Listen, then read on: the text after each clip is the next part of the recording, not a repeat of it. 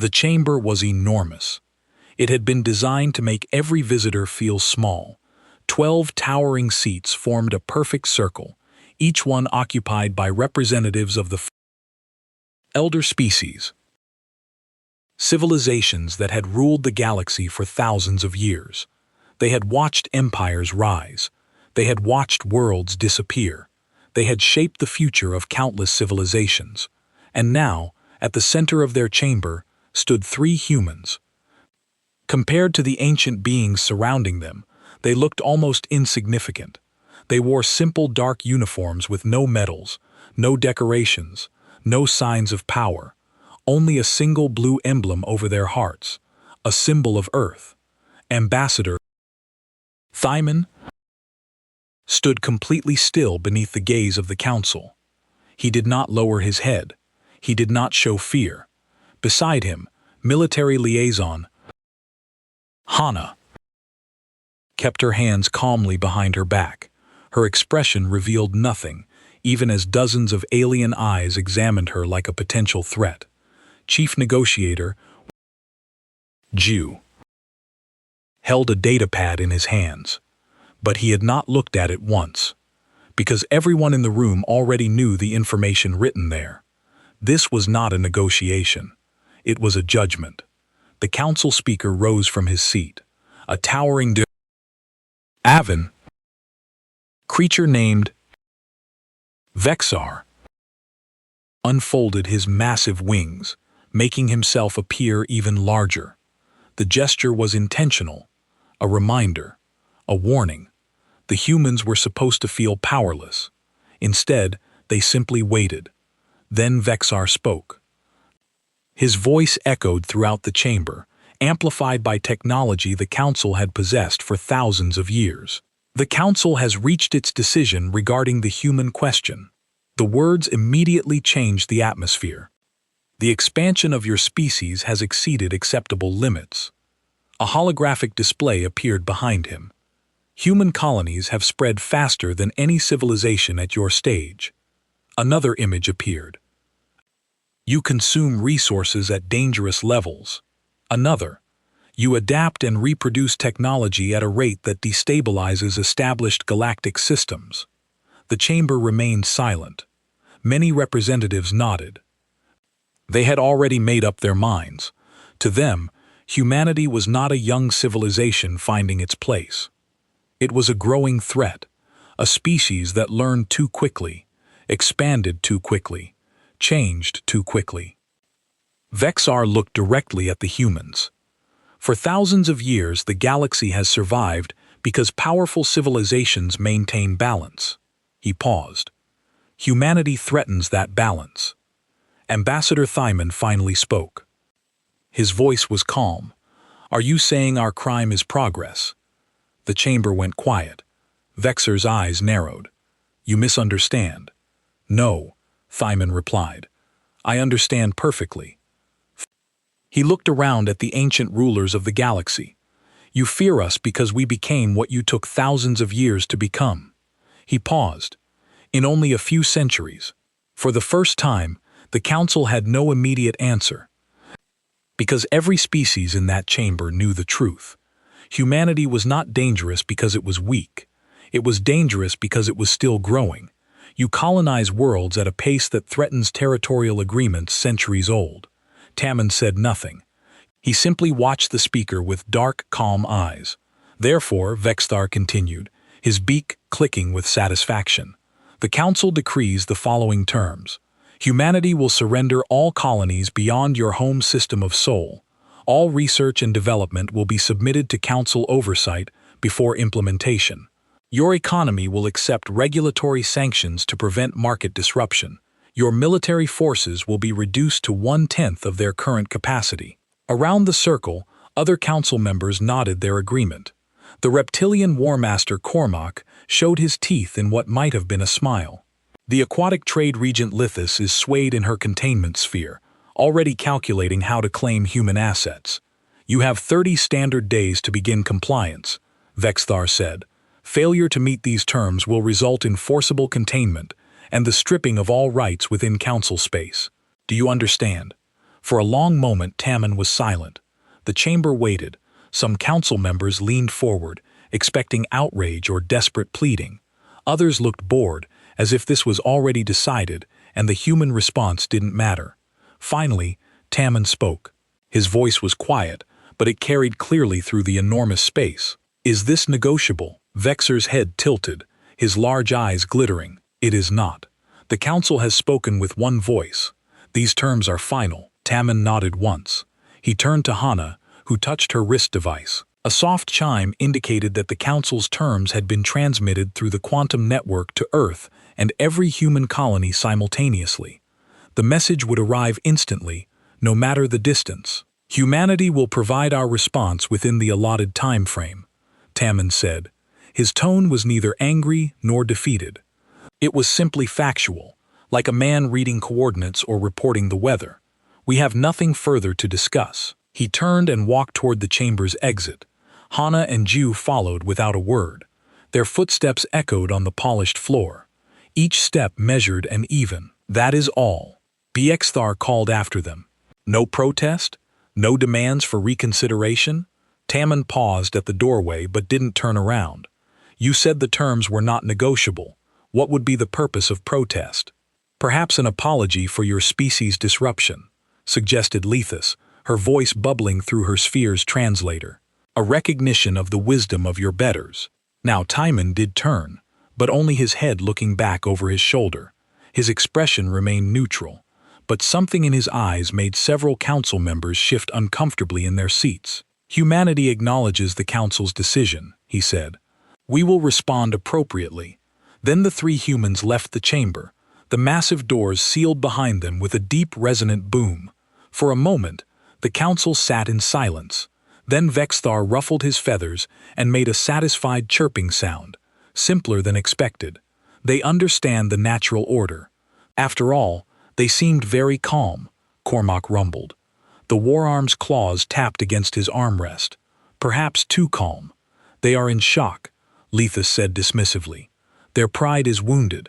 They will rage and deny for a few days, then they will comply. They have no choice." Other council members murmured their agreement. The youngest species, the Crystal and Thurin representative, asked quietly, "Should we not have offered some compromise? The humans have been valuable trade partners." Vexathar's head swiveled toward the young representative, and that is precisely the problem. They became too valuable too quickly. They made themselves necessary to too many species. This creates dependency, which creates vulnerability. Better to prune this branch before it grows strong enough to threaten the tree. "But their military capabilities," the Thorin began, "are insignificant compared to the combined might of the Council," Bxthar interrupted. "They have a few hundred warships. We have tens of thousands. They have colonies on 40 worlds. We control 4,000 systems. The mathematics are simple." Cormac stopped tapping his claws. "It is not their current strength that concerns me. It is their rate of growth. 20 years ago they had wooden boats on a single ocean. Today they have quantum drives and settlements in 36 systems. What will they have in another 20 years if we do not contain them now?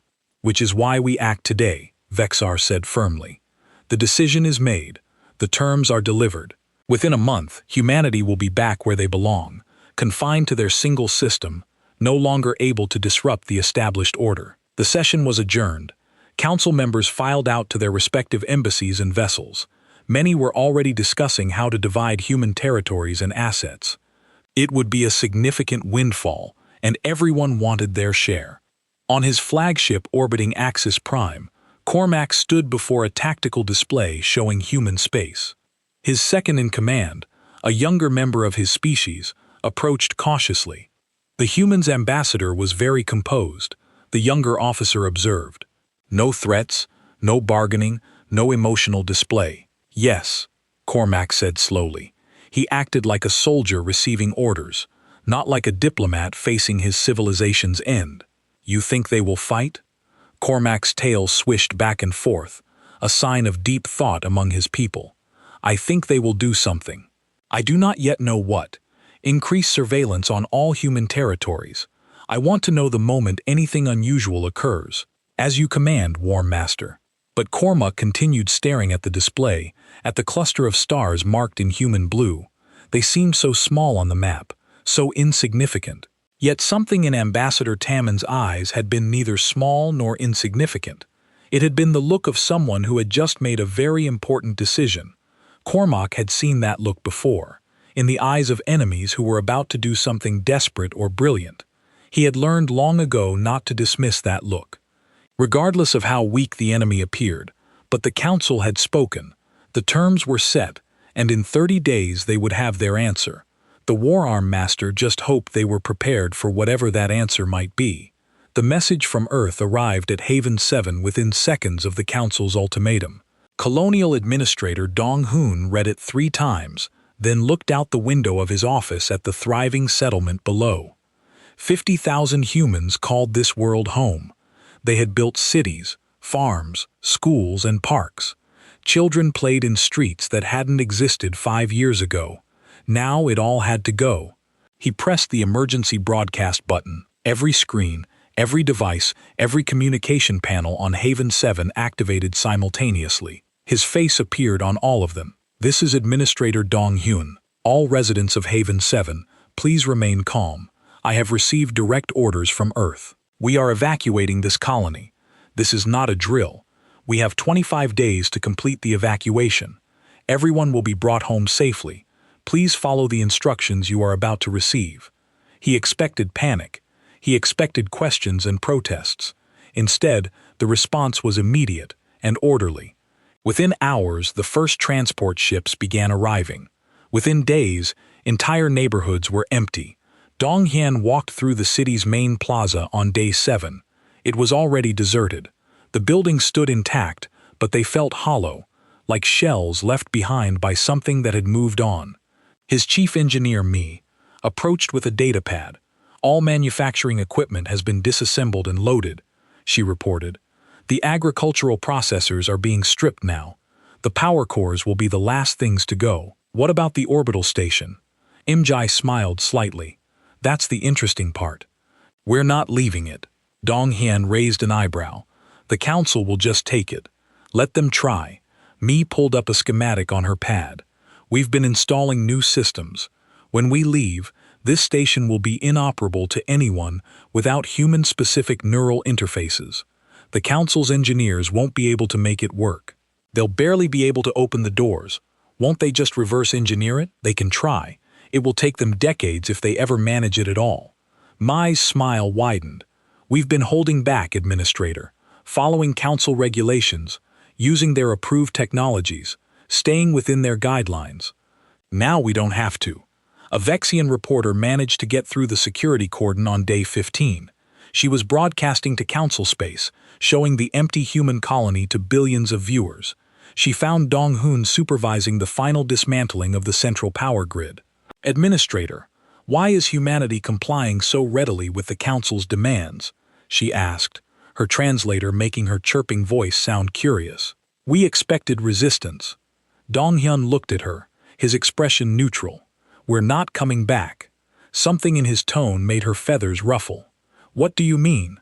"I mean exactly what I said. We're leaving. We won't return.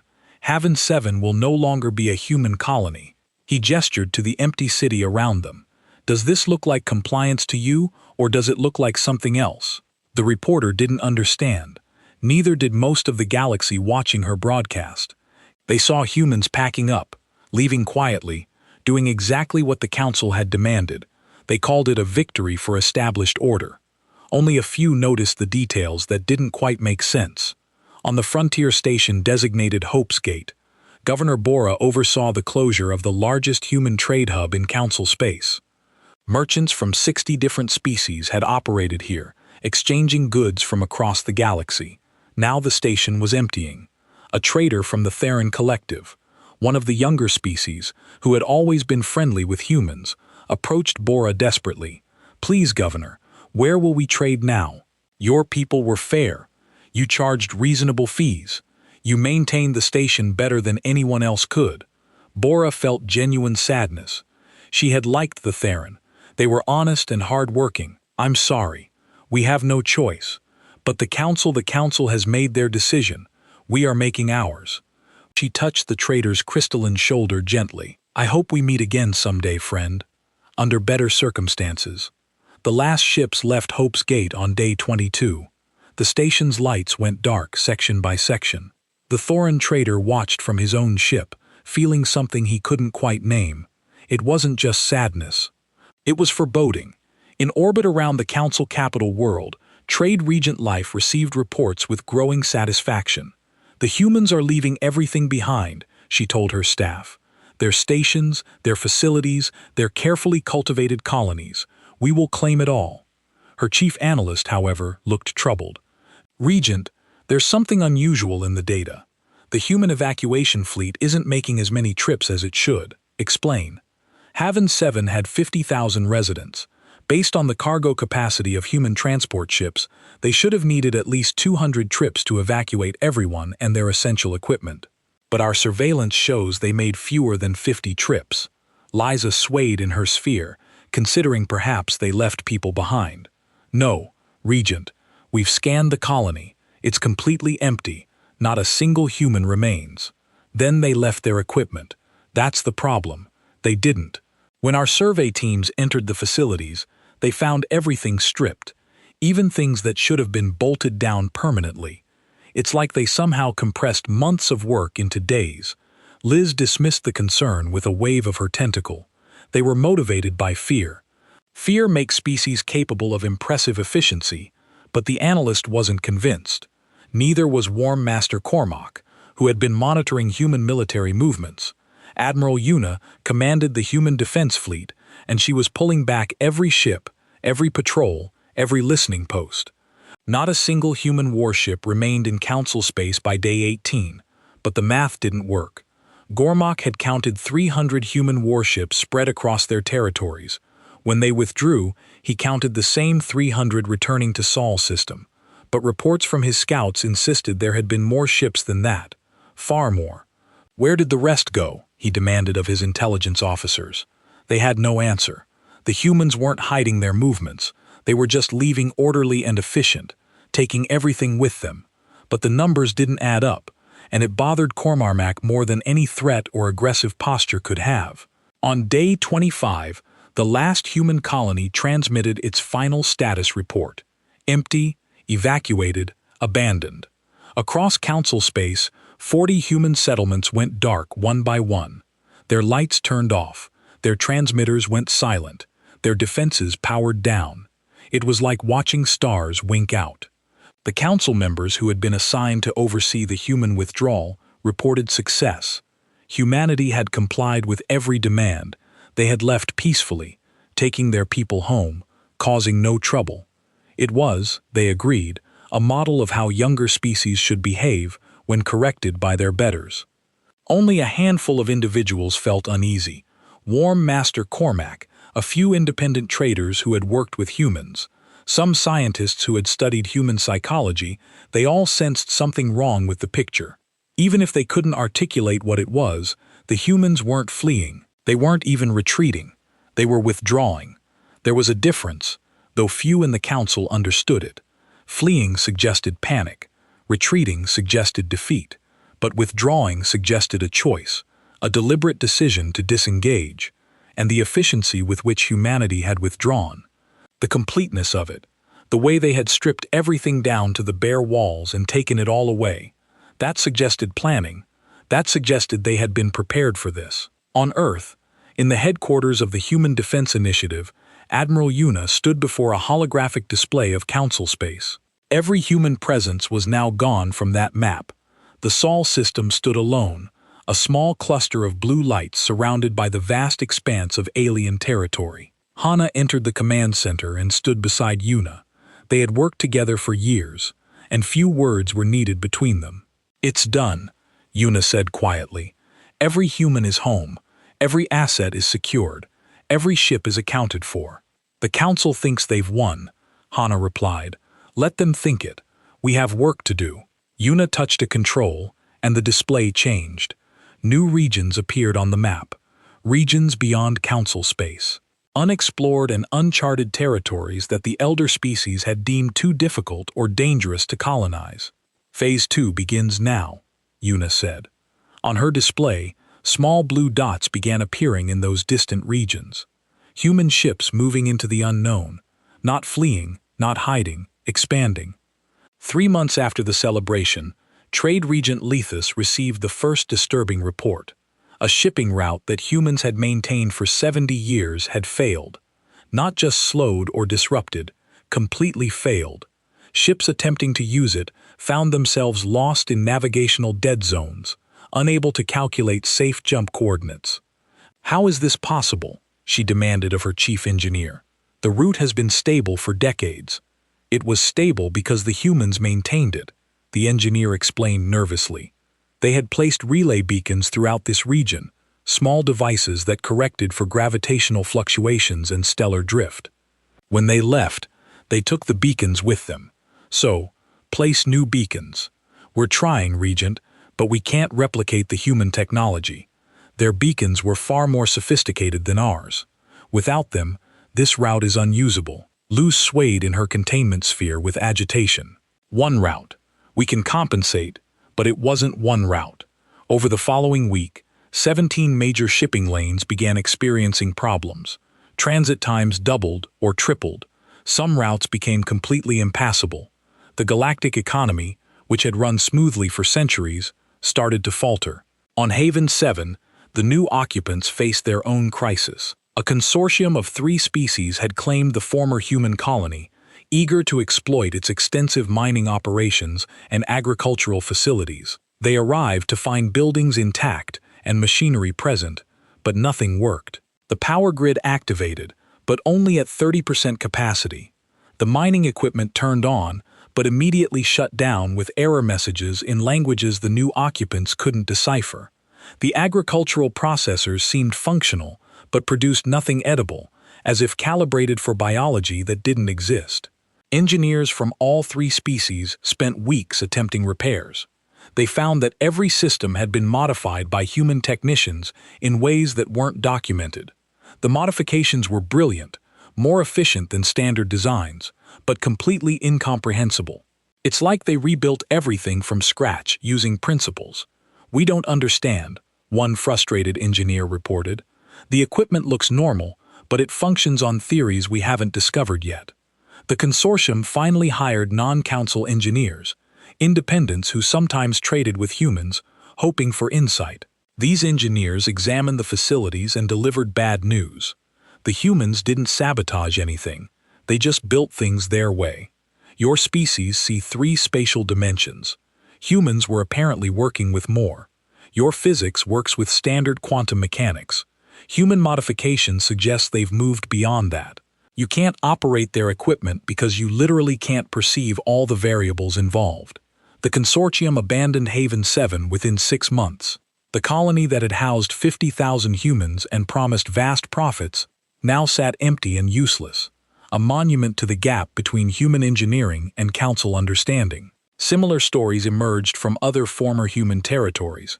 Stations that looked functional but couldn't maintain life support, facilities that worked perfectly until they didn't, failing in ways that defied troubleshooting, equipment that required neural interfaces nobody else possessed.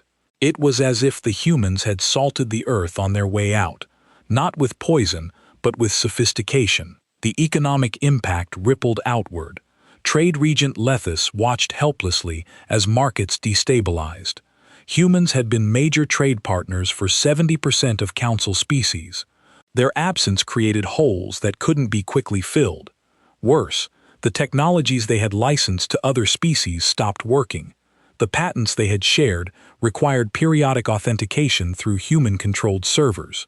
Those servers were in Sol's system behind the impenetrable communications blackout. Thousands of factories across council space found themselves with expensive equipment they could no longer operate. Medical facilities lost access to human-developed treatments. Agricultural worlds discovered their human-designed crop varieties wouldn't grow without regular genetic updates from Earth. In 6 months, the galactic economy contracted by 15%. Species that had celebrated humanity's departure now faced recession. 6 months after the withdrawal, Council Intelligence Chief Kree delivered a presentation that silenced the council chamber. He showed data that nobody wanted to believe.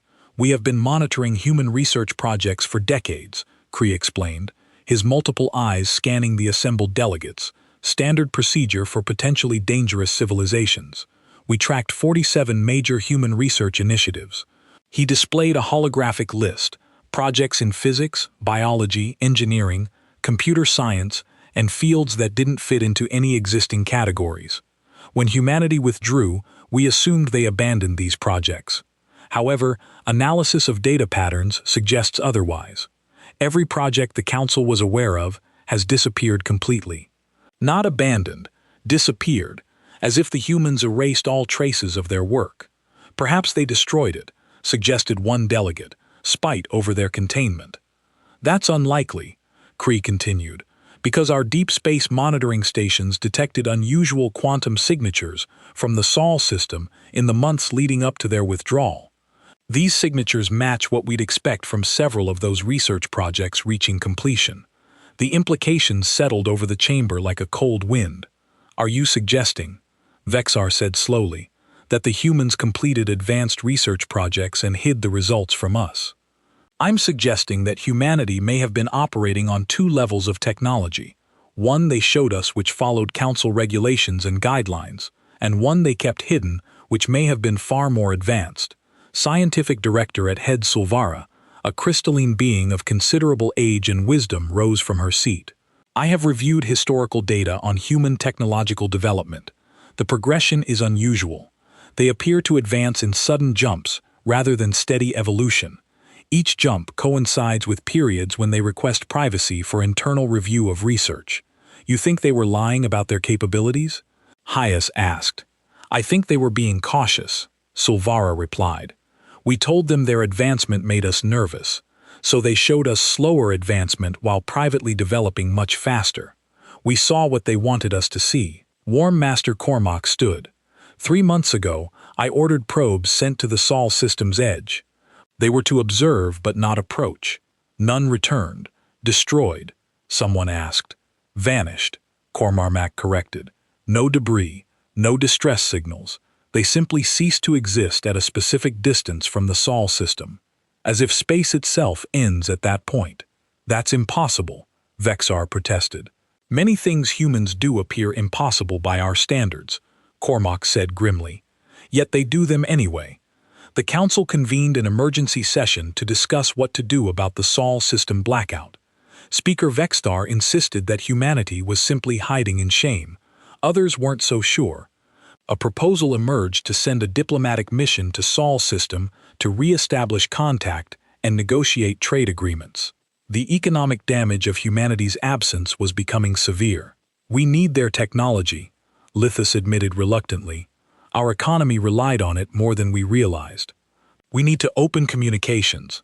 And how do we contact a species that has made themselves unreachable?" Sulvara asked. Nobody had a good answer. Meanwhile, reports began filtering in from the frontier regions, the areas beyond Council space that no species had successfully colonized. Strange signals, unidentified ships, rumors of new settlements in regions that should be impossible to settle. A scout from the Theron Collective, the young species who had always been friendly with humans, returned from a frontier expedition with an incredible story. She had encountered a human ship. The ship had been friendly, had offered assistance, had even helped repair her damaged vessel. "But we're beyond Council space," the scout reported to her superiors. "How could humans be out here? They're supposed to be confined to Sol system." Her recording showed a vessel unlike any human ship on record. Larger, sleeker, powered by systems that produced energy signatures Council science couldn't explain. The crew had been courteous, but had refused to explain their presence in frontier space. Just passing through, they had told the scout, "We're exploring new territories. Tell your people the humans wish them well." Then the ship had simply vanished, not by jumping to faster-than-light travel, which leaves characteristic signatures, but by fading away as if stepping through a door that closed behind them. The Theron brought this report to the Council. BXR dismissed it as either a hoax or misidentification, but Cormac believed it. He had his intelligence service investigate similar reports. Within weeks, they had compiled 24 sightings of human vessels in impossible locations. ships that appeared where no ship should be able to travel, settlements on worlds that Council surveys had declared uninhabitable. They're not in Sol system anymore, Cormac told the Council. Or rather, they are in Sol system, but they're also elsewhere. They found a way to be in multiple places simultaneously. Impossible, Vexstar insisted, but his voice lacked conviction. 1 year after humanity's withdrawal, the Council faced an uncomfortable truth. They had tried to contain a dangerous species. Instead, they had removed the one thing holding that species back, the obligation to play by the Council's rules. The Council chamber had been decorated for the occasion. Banners representing all 12 elder species hung from the high ceiling.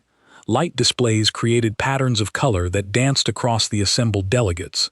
A celebration unlike any in recent memory was underway.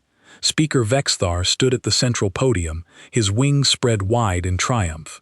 Around him, representatives from hundreds of species gathered to witness what many were calling the Council's finest moment. They had contained a potentially dangerous upstart species without firing a single shot, without losing a single life, without creating a martyr. Today marks a new chapter in galactic order, Vexstar announced, his voice carrying across the vast space. The human question has been resolved peacefully. They have accepted their place. They have returned to their home system. The natural hierarchy has been restored. Applause erupted from the assembled crowd. Some species clapped. Others made sounds of approval according to their biology. The celebration had been building for days, as one by one the human colonies reported empty and abandoned. Trade Region L has addressed the assembly next, her containment sphere floating up beside the podium. The economic disruption caused by human expansion has ended. Markets are already stabilizing. The resources they consumed will be redistributed more efficiently. Their colonies will be resettled by species who understand patience and proper development. More applause. Delegates were already signing agreements to claim former human territories. The mining colony on Haven 7 would go to a consortium of 3 species. The trade stations would be divided among the merchant guilds. The agricultural worlds would be parceled out to civilizations that needed food production. Only War Master Cormac seemed subdued. He stood at his seat, watching the celebration, but not participating. His second-in-command leaned close and whispered, "You do not celebrate, War Master. I celebrate nothing until I understand what truly happened," Cormac replied quietly. "The humans left too easily, too completely. Something is wrong. They had no choice. We gave them an ultimatum they could not refuse. Perhaps." Cormac's claws tapped against his armrest. "Or perhaps we gave them exactly what they wanted." His second-in-command looked confused, but said nothing more. Around them the celebration continued. On day 30 the moment arrived for humanity's official response. The Council had demanded an acknowledgement, a formal acceptance of the terms. Ambassador Tammin had promised to deliver it. The chamber fell silent as the quantum transmission activated. A holographic projection materialized in the center of the room, showing Timon standing in what appeared to be an office. Through the window behind him, Earth could be seen, blue and beautiful, and seemingly vulnerable. Time Min looked older than when he had left the council chambers a month ago. His face was thinner, his eyes more serious, but his voice remained calm and measured. Council Speaker Vexstar, honored representatives, I speak for humanity in this final communication. Final communication. Several council members noticed the phrasing but dismissed it. The human species has complied fully with the Council's demands. We have withdrawn from all territories beyond the Sol system. Every colony has been evacuated. Every station has been abandoned. Every military vessel has returned home. We have ceased all interaction with Council species and their associated civilizations. Vexstar ruffled his feathers with satisfaction. And do you accept the wisdom of the Council's decision? Tammin's expression didn't change. We have learned much from the Council. For that education we are grateful. You understand that humanity will remain confined to your home system indefinitely. That any attempt to re-establish presence in Council space will be met with forcible containment. We understand the Council's position completely, Tammin replied. Humanity will honor this arrangement. We will not return to Council space. Lethus's voice bubbled through her sphere's translator. Perhaps this experience has taught your species the value of humility, of knowing one's place among the stars. For the first time, something flickered across Tammon's face. It might have been amusement, though it vanished too quickly to be certain. The Council has taught humanity many valuable lessons. We will apply them thoroughly. Vexthar spread his wings wider. Then we are satisfied. Humanity has learned wisdom. Perhaps in a few centuries, when you have matured properly, the Council will consider allowing limited expansion under our guidance. That will not be necessary, Tommen said, but we appreciate the offer. You refuse the possibility of future membership. Vexthar's head tilted in surprise. We declined the invitation to wait centuries for permission we no longer need. Tmon's voice remained perfectly polite, but his words carried an edge that made several council members shift uncomfortably. Humanity wishes the Council peace and prosperity. We hold no ill will. We harbor no desire for revenge. We simply choose a different path. There is no other path, Begsar said sharply. The galaxy is divided between Council space and the territories of civilizations under our protection. Where else would you go? That is humanity's concern, not yours. Tammen looked directly at the Council speaker.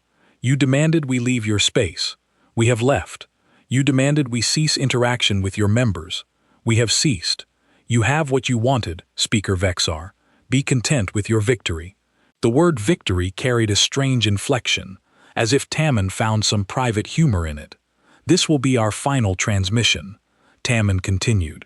Humanity thanks the Council for clarifying our relationship. Farewell. Wait, Vexar began, but the transmission cut off. The holographic projection vanished. And then something unprecedented happened. Every human relay station in Council space, every quantum communication node, every satellite network that humanity had established over 2 centuries of integration, all of it went offline simultaneously. The Sol system's transponders stopped broadcasting. Its communication channels went dark. It was as if someone had drawn a curtain around the entire star system. No signals could get in. No signals could get out. The Sol system became a black hole in the galaxy's information network. Technicians rushed to re-establish contact. They found nothing. The human systems weren't damaged or destroyed. They had simply been shut down from the inside, encrypted with codes that would take years to break, if they could be broken at all. The Sol system had gone silent. For a moment, uncertainty rippled through the celebrating crowd. Then Vexar laughed, a sharp chirping sound. Let them sulk in isolation. They have cut themselves off from galactic civilization. They will stagnate while we continue to advance. It is their loss, not ours. The crowd's mood recovered. Yes, that made sense. The humans were bitter about their defeat. Let them hide in their single system. Let them nurse their wounded pride. Meanwhile, the rest of the galaxy would move forward without them. The celebration resumed with renewed energy. By evening, most delegates were engaged in elaborate discussions about the division of human assets. The legal frameworks were complex, but everyone was eager to claim their share of what humanity had left behind. Trade Regent Lee hosted a dinner for the merchant guilds where she outlined the economic opportunities presented by humanity's withdrawal. Their absence creates vacuums in 17 major markets. Those who act quickly will profit enormously. Only Cormac remained troubled. He left the celebration early and returned to his flagship. There, he reviewed surveillance data from the Sol system's edge. Council probes had been monitoring human space continuously, even during the celebration. Show me the last readings before the blackout, he ordered. His analyst displayed the data. For just a moment before the communication systems went dark, the probes had detected something unusual. Energy readings that spiked far beyond normal levels. Gravitational fluctuations that shouldn't have been possible. And what might have been thousands of ships moving inside the Sol system, far more than humanity should have possessed. But then everything went dark, and the reading stopped. What was happening in there? Cormac muttered. His second-in-command ventured. Perhaps they were destroying their own infrastructure. A final gesture of defiance. Cormac's tail swished back and forth. Or they were building something they didn't want us to see. What could they build in 30 days? That is what worries me. Cormac stared at the dark spot on his display, where the Sol system should have been broadcasting. We assumed they would take years to recover from the setback. But what if they weren't set back at all? What if we just gave them exactly what they needed? Needed for what? Cormac had no answer. He could only watch the darkness where humanity had disappeared and wonder what was happening in that silence. 18 months after humanity's withdrawal, Captain Unio made first contact with the KTH species on a world the Council had never bothered to investigate. The KTH were a peaceful species, barely entering their industrial age, struggling to survive on a planet with harsh atmospheric conditions. Unio's ship descended from the sky, not as a conqueror, but as a friend. She and her crew offered technology to help the KTH breathe easier in their own air. They shared agricultural techniques that could triple food production. They asked for nothing in return except friendship. The KT elders were suspicious at first. "We have heard of the great powers of the galaxy. They care nothing for small species like us." "We're not them," Unio replied simply. "We're humans, and we remember what it's like to be small." Within months, the KTH signed a mutual cooperation agreement with humanity. They were the first, but they would not be the last. Chief Ambassador Haiyan Wu led the diplomatic corps that made contact with 43 species across frontier space over the next year. Some were pre-industrial, like the Caliph. Others were moderately advanced, but had been ignored or rejected by the Council for various reasons. Too aggressive, too unpredictable, too different. Humanity welcomed them all, not as subjects or inferiors, but as equals. The only requirement for joining, what humans called the independent territories, was a commitment to peaceful cooperation and mutual respect. The Council first learned about the independent territories when a trade delegation arrived, unannounced, at a Council border station. The delegation consisted of species the Council had never seen before, traveling on human-designed ships, bearing goods from regions that shouldn't be colonizable. "We represent the independent territories," their spokesperson announced. "We seek trade agreements with Council species on fair terms." The station commander immediately contacted his superiors. Within hours, the report reached the Council chambers. Within days, scouts were dispatched to investigate. What they found shocked them. Beyond Council space, humanity had established something unprecedented. Not an empire built on conquest, but a federation built on cooperation. 43 member species, each maintaining their sovereignty, each contributing according to their abilities. And the technology, the scouts couldn't believe what they were seeing. Stations orbiting stars that would kill any Council species.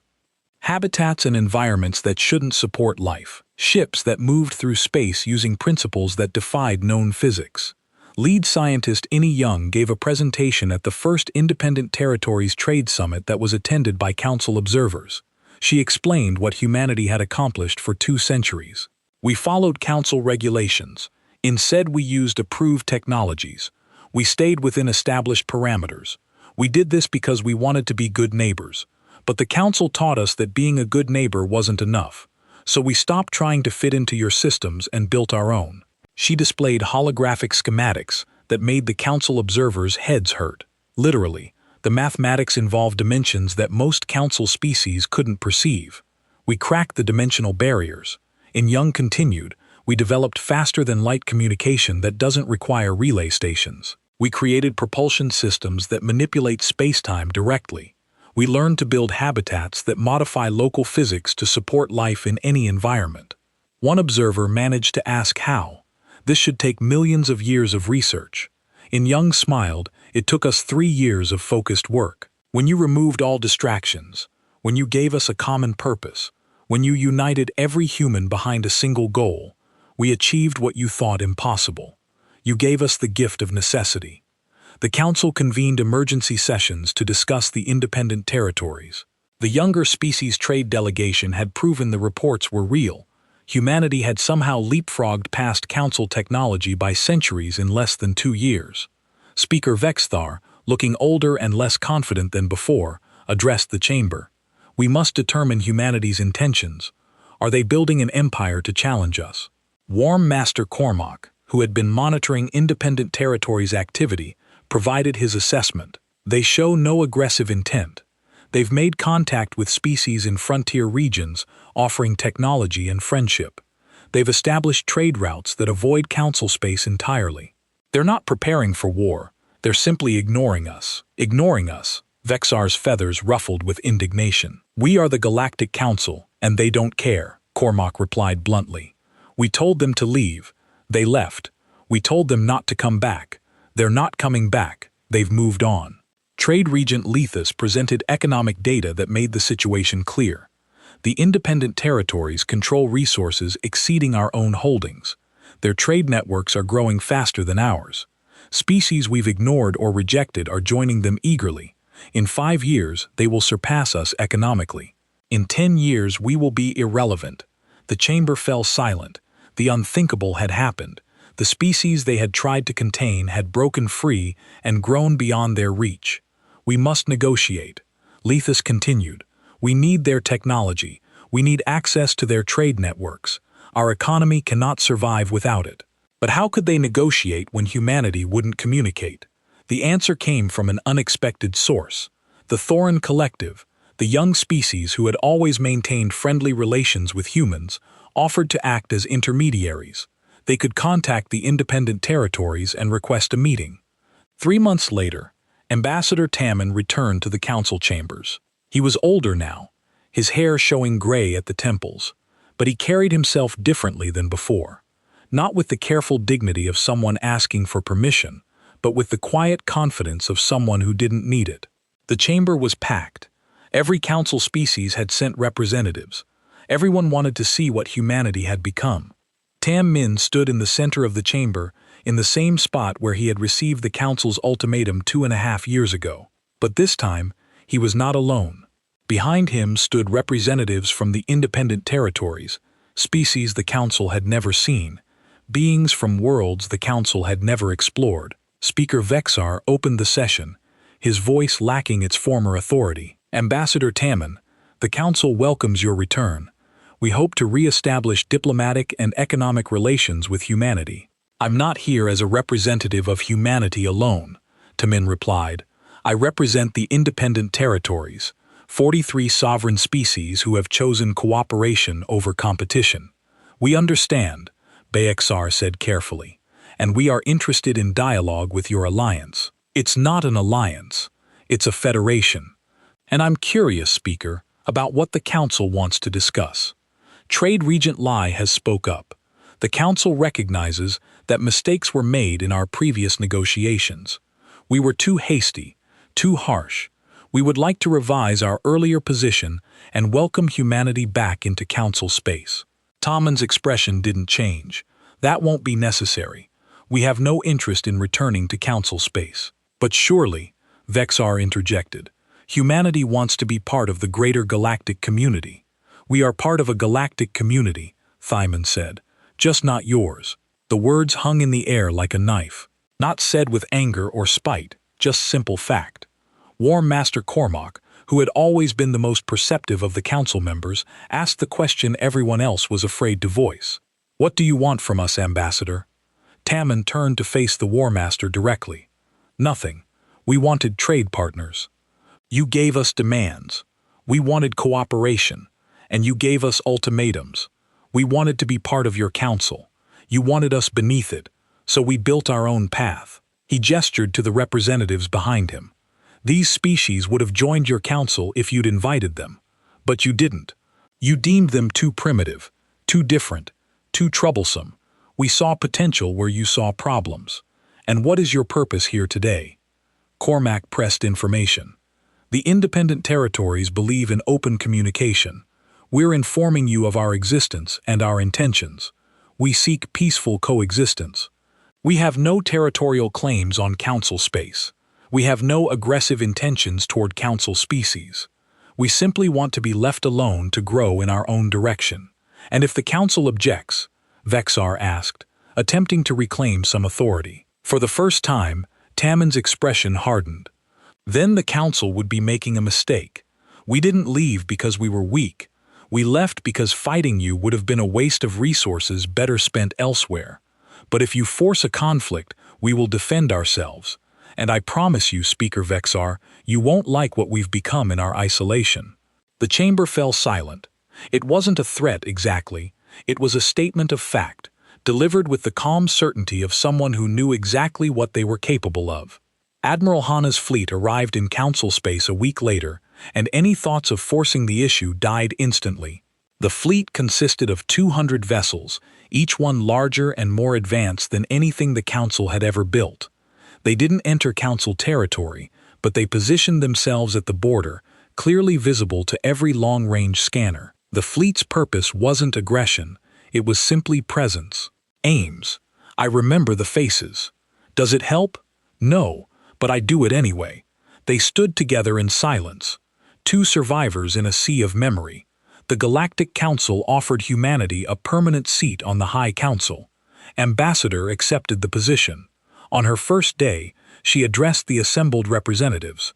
"We did not want this seat," she said. "We did not want this war. We did not want any of this. We wanted only to live in peace, to trade with our neighbors, to raise our children without fear." She looked around the chamber. Many of the same faces that had laughed at her were still there. They were not laughing now. "But you taught us that peace requires strength. You taught us that kindness can be mistaken for weakness. You taught us that some beings will not stop until they are stopped." She straightened her shoulders. "We will use this seat to protect those who cannot protect themselves. We will use our strength to defend the innocent. We will use our power to ensure that what happened to Nu never happens to anyone else." Her voice grew hard. "And let this be a warning to any who would harm the defenseless. Humanity's patience was not weakness. It was a gift we will never offer again to those who waste it." The chamber was silent. No one laughed. No one dismissed her words. Years passed. The Dominion was dissolved. Their worlds became part of a new alliance, guided by human principles of justice and mercy. Other species joined too, victims of aggression who had never had anyone to protect them. Lieutenant Bay retired from the military and became a teacher. She taught history to young cadets, making sure they understood why humans fought and how humans fought. "We are not warriors by nature," she told her students. "We are farmers and builders and dreamers. We do not love war. We hate it more than any species in the galaxy. That is why we tried so hard to avoid it."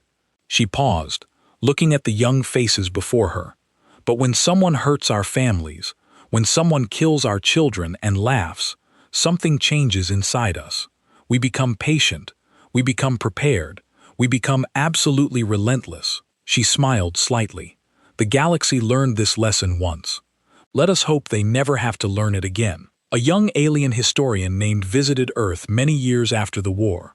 He wanted to interview Admiral Park, who was now very old and living in a small house by the sea. Admiral asked, "What should the galaxy learn from this war?" Park looked out at the ocean. The waves rolled in and out, eternal and patient. "Humans do not love war," he said. "We hate it more than any species in this galaxy. We know its cost better than anyone. That is why we tried so hard to avoid it." He turned to face the historian. "For 120 years, we chose patience. We chose diplomacy. We chose hope. The galaxy mistook this for weakness. They laughed at us. They attacked us. They killed our children and called it entertainment." His old eyes were still sharp, still full of fire. "But when you hurt our families, when you murder our children and broadcast it as a show, you will learn that our patience was not weakness. It was a gift, a warning, a chance to choose a different path." He looked back at the sea. The wasted that gift. They crossed a line that could not be uncrossed, and the galaxy learned what happens when humans finally decide to fight. Wrote down every word. His article was published across the galaxy. Billions of beings read it and understood. Humans were not warriors by nature. They were patient, kind, and forgiving. They preferred peace to war, diplomacy to violence, understanding to conflict. But they were not weak. They had never been weak, and the galaxy would never forget it. Anew the memorial wall stood in the sunshine. Parents brought their children to see it. Teachers brought their students to read the names. Visitors from across the galaxy came to pay their respects. And every year, on the anniversary of the attack, Millions of humans gathered there. They read the names aloud. They remembered the faces. They honored the dead. Then they looked up at the stars and promised themselves that it would never happen again. The galaxy had crossed a line. Humanity had made them pay, and the universe would remember for 1,000 years.